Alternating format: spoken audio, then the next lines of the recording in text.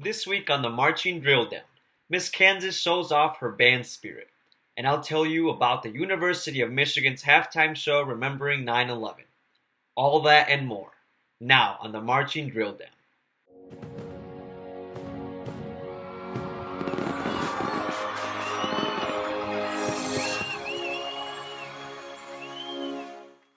Good afternoon, everyone. I'm your host, Walter Aguilar. I am from Grand Rapids, Michigan, and I have the honor and privilege to serve as the 56th drum major of the Michigan Marching Band. It is an honor to be here with you all from Ann Arbor, Michigan. Taylor Clark recently showed off her marching band pride during a parade in Kansas.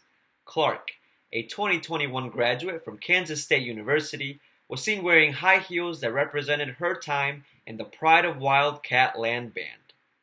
During the Miss America parade season, candidates used to participate in the Show Us Your Shoes parade, where contestants design a shoe and show it off to the crowd. Clark said, "As a music education major, percussionist, and bass drummer on the drumline, I felt this was the perfect way to demonstrate my Kansas pride, loyalty to my school, and love of all things band and music." The heels are currently on display in Connecticut, but will return to Clark in Kansas after the conclusion of the competition.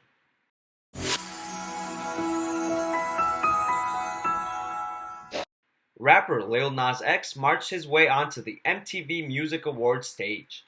The rapper enlisted help from a HBCU marching band to help perform his hit song, Industry Baby. Throughout the song, the trumpet can be heard, but is predominantly heard in the beginning of the song. We're on the lookout for which band it was.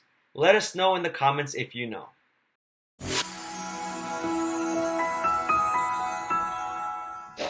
Let's send it over to Carlos Alicea to give us an update about marching bands coming back after the pandemic from Puerto Rico. Carlos. Hello guys, it's me Carlos Alicea from Banda Viva! Today we have a very special guest all the way from Guayanilla. We have this marching band, Banda Escolar Segunda Unidad Macaná from Guayanilla, Puerto Rico. This marching band represents Puerto Rico in Disneyland, Chicago Thanksgiving Day Parade, and Puerto Rican Day Parade in New York City. Also, they have members from elementary school, middle school, and high school. This is a very special band in Puerto Rico, and I want to show you what we did these few days.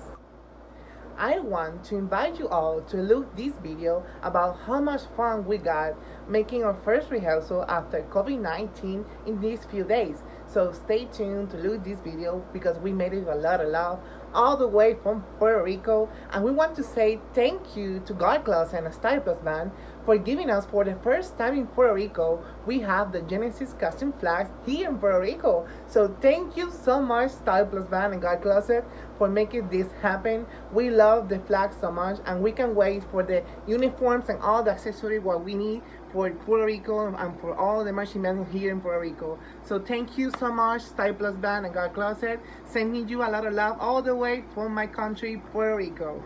Bye bye.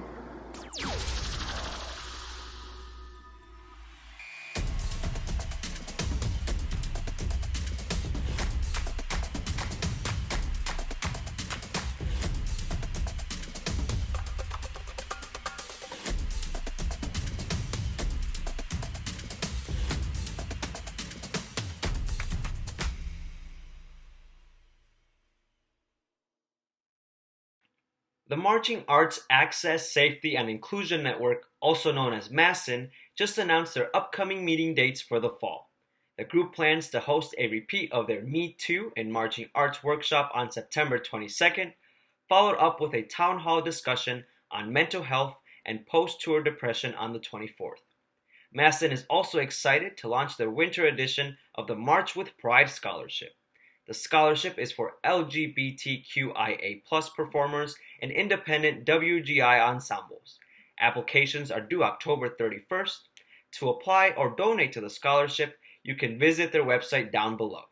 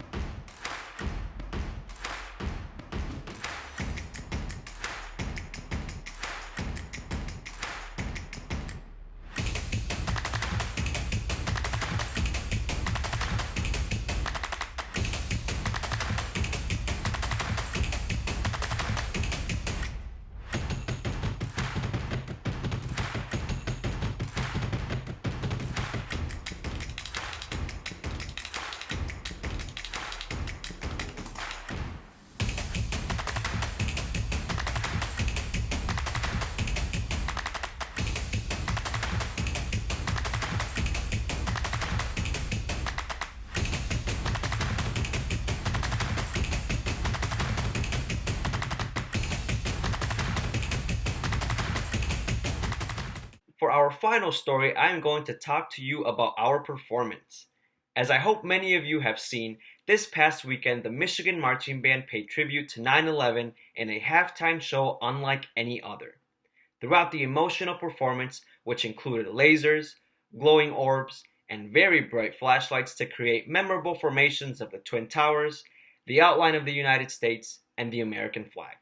The show is titled We Remember, and we teamed up with the Los Angeles-based Durant Design, whose credits include live events such as the NFL Experience and the 2014 Winter Olympics, as well as the Grammys, Emmys, and so on. As Dr. Pasquale, the director of the Michigan Marching Band, said, "Nothing like this has ever been done before by a college marching band. Ever. It was a great honor to pay tribute to those who lost their lives on that tragic day, the heroes that selflessly ran into harm's way, and the resilience of our country. We spent so much time preparing for this halftime show, and it was definitely worth it." The Michigan Marching Band yet again raised the standard of college marching bands. Unlike any other rehearsal week, we added on tech rehearsals later on in the evening to best prepare for the performance in the dark. We practiced using all of the bright props to ensure that we knew how to use them and to properly execute our drill with them so that the show was absolutely stunning. As of the morning of September 13th, 200 media outlets had covered the show. I wish you could all have experienced the atmosphere in the big house on September 11th of 2021. It was truly a perfect day. I'd be remiss not to recognize and thank Bill and Janelle Sykes, whose generous donation made this show possible. Without their support, this show would have never come to fruition. In the Michigan Marching Band, we are so lucky to have such amazing supporters who shape our life-changing experience. If you haven't watched the show yet, no worries. It is on the Michigan Marching Band's YouTube channel. I promise you it's worth it. And that's it for today's broadcast. I've been your host, Walter Aguilar. Be sure to check out this episode and more at Style Plus TV. We will be back next week with more exciting news. Until then, have a great weekend.